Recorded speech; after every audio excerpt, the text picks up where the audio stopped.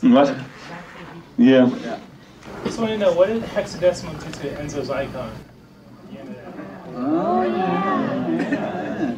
Well, we never got to fully explore that, but what did she do to his icon? No, wait, because when he just switched it to like Andrea's icon? No, that was in the beginning. That was right before the game over. She turns it like... So he can be Wellman again. That's it. That's it. That Exactly. was it. Thank you. You know, sorry, you guys know the show better than I do these days. I'm still in Final Crisis mode. Thank you very much. Yeah, it was basically, it gave him the ability to bring back his father. Yeah. Whether it be in null form or not. Yeah. You know, it gave him the ability to control the nulls and bring back Jelly Welly, as we used to call him.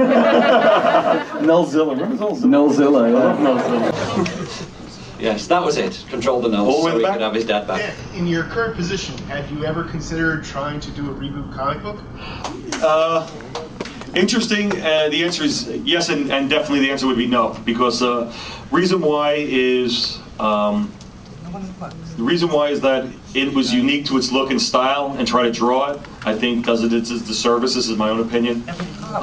It was lightning in a bottle, and the only way it works is with the people who put it together. I mean, these are the real creative guys that put it together. They lived it every day, and unless they were involved, it doesn't make any sense. And I think it stands for what it is in its own, in television. In my mind, television history. It's the first computer animated series out there. At that point, you got to realize, guys, there was a point of Mainframe. No lie. They churned out 52 half hours of computer animation and a 70-minute direct-to-video all in the same year. 1 year. Okay? That was more than, at that time, Pixar and whoever else was out there combined had put out totally. Okay? In 1 year. Just to give you an idea of how much work and how much firepower was coming from this one studio. Absolutely amazing. 400 or 450 people. Yeah. We were just working and cranking, and everybody was more dedicated than the next one. And like I said, it was a moment where everybody was there, and they could have worked for ILM, and they could have worked for Pixar, and they could have worked for anybody else, but they were choosing to come and work for Mainframe because they wanted to work on either Beast Wars or ReBoot or love those shows. So it was a great time for us, and it was just a real moment where we were just leading the way in regards to what computer animation was considered in TV. So it's kind of cool. Right over here. This is just a stupid question, but I always wondering every time I watch the series, Al from Al's Diner. Yeah. Was there a particular reason he was never shown on screen, or could you guys just didn't think of a way of how he would look, or did you just thought it'd be funny? It was just a gag. It was just a running gag. And of course, once you've done it once, you do it again, then you can't show him. Yeah. Because it's like, but then it's not funny anymore if you show him, So there's a lot of good stuff with that.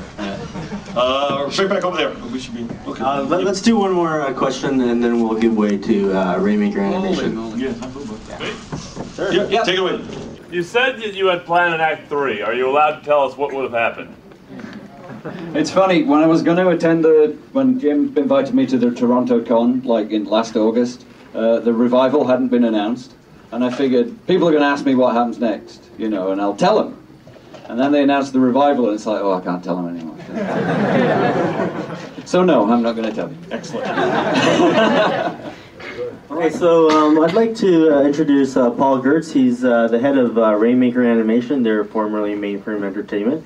And I believe the spirit of Mainframe Entertainment is still with Rainmaker. There's still a lot of guys there that work at Mainframe now, Rainmaker. So here's Paul Gertz.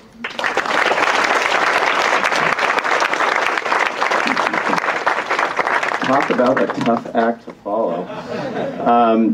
First of all, I want to thank Gavin and Dan and Jim for sharing their time with us. I really appreciate it.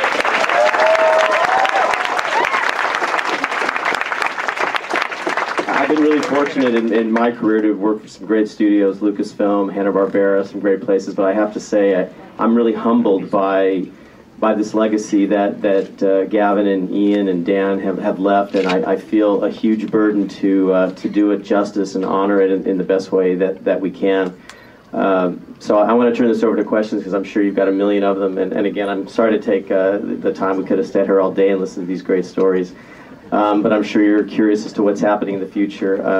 I just have to say, you know, we announced when we first decided to bring ReBoot back, you know, we announced this contest at Comic-Con in San Diego. Truthfully, you know, I think I recognize some of you here from Fan Expo.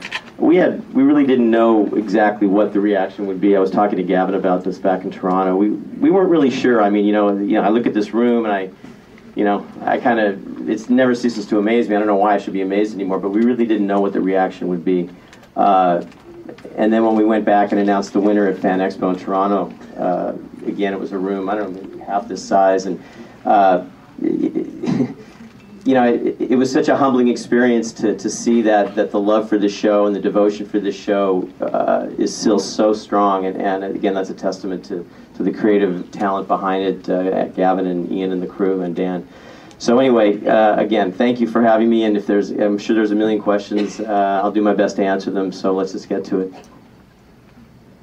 Yeah, you seem to be the one that Well, I know that with the revival there's a large talk of bringing the Codemasters back, and I'm curious for any information because there's only one episode, High Code, in which you have a Codemaster from the net, and he says there's a difference between Codemasters from the web and Codemasters from the net, but other than that, there's barely any information. I'd love to know more. So I'm sorry, your question is, are we bringing... Well, I'm pretty sure that they are being brought back. How are you pretty sure? That's what it says on the comic book site that is trying to help with the revival of The Zeros to Heroes site? Yes. Right, but that's all a fan-driven site. The idea when we brought this series back was to hook up, I don't know how many of you have been on the site, but if you haven't had a chance to check it out, please do. It's called zerostoheroes.com. They're a Vancouver-based company that's into social networking and have incredible love for comic books and graphic novels and genre entertainment, and we hooked up with them. Again, you know, it's 20/20 hindsight's a great thing. We didn't really know what the reaction would be. So what I thought was, well, let's just give it back to the fans. Let's be the first people out there, because remember, ReBoot, when it came out, again, with these brilliant minds here, this was a groundbreaking property. First CG for television, before Toy Story. I mean, we could go on and on about all the firsts. So, but, you know, in the interim, you know, the little companies like Pixar and DreamWorks that you may have heard of, you know, have sort of taken that art form to another form. So we really felt that we had to come out with something. Everything we did with ReBoot had to honor that original tradition of being ahead of the curve and so on. So, you know, social networking and comic books being, you know, the two hottest areas in the entertainment business, we said, let's give it to the fans. Let's see what the fans want to do. We're not going to give any, we were laughing about those broadcast standards and studio executives, but we said, we're not going to give any studio notes. We're basically going to do this contest and put it out. We gave it to these unknown writers, and we said, just be inspired by ReBoot. We don't care what you do. We're not going to judge it. We're going to let the fans judge it. So that's what we did. So all the threads that you see on that website are all fan related and what the fans wanted to see. Yeah. Will the visuals change at all? Like, I mean, aside from maybe increased detail, like, will it still retain the same visual style? What do you think it should? I think it should. I hope it will. Well, again, the idea here is that in order for us to really make this property and bring it back, we have to reach a broader audience. Otherwise, you know, we want to be successful and bring this property back. So we have to, you know, there's this core group of fans as we're sitting here in this room, but we need to reach a broader audience. And if we get too wedded to what the show was and not embrace a larger audience, we have to retain the spirit of ReBoot. And remember, we're doing these as films, not television, and we're doing them for stereoscopic films. So if any of you've seen Beowulf with the glasses, you know that's the savior of the exhibition business, and that's how we're going to be doing these films. So they will definitely look different because they're going to be coming out at you, and you know, in a big screen and stereo. So and we are looking at the characters and you know. Like, will they be the same characters, more or less, like visually and? Well, they'll be the same characters. I don't think they'll look exactly the same. I don't think that would be what you guys would expect. Hopefully you'd expect, you know, 15 years later on a big screen, cool character. I mean, obviously the characters are great, but I mean, retaining that essence of them, but taking them to a new level. Taking into account your answer and the fact that the webcomic is going to be its own entity, yes. Will the new video stuff, visual stuff, will it be a sequel? Will it take place right afterwards? After the comic? No, after where we were left off in season 4, or is it going to be some completely new story with the character?